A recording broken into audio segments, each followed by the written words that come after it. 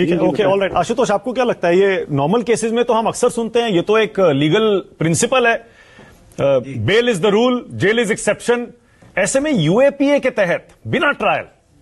4 साल 5 साल, हो सकता है कि और साल भर निकल जाए, ये सही है क्या आशुतोष?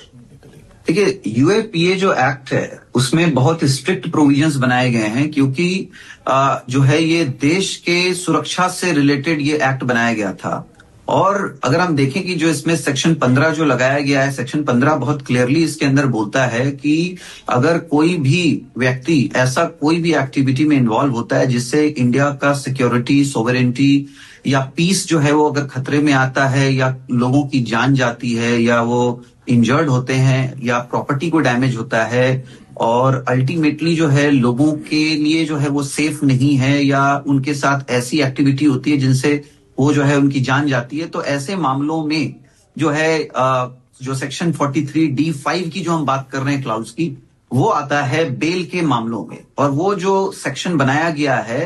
43D5, वो बहुत स्ट्रिक्चर्स लेकर के आता है, और वो कहता है कि अगर प्राइमा फेसी केस अगर दिख रहा है कोर्ट को, और या फिर प्रोसिक्यूशन जो है उसको अपॉर्चुनिटी दी जाती है और वो साबित करता है कि प्राइमा फेसी केस है, तो ऐसे मामलों में जो है कोर्ट बहुत स्ट्रिक्टली जो है बेल से डील करेगा। और जहां तक हम देख रहे हैं कि इस मामले में भी 5 जनों को जो है दिया गया है सेम केस में बेल जो है, बट इन दोनों के खिलाफ मुझे लगता है कि सुप्रीम कोर्ट को प्राइमा फेसी एविडेंस लगा है एट द मोमेंट। हालांकि ये बात भी उतनी सही है कि ट्रायल जो है वो किसी भी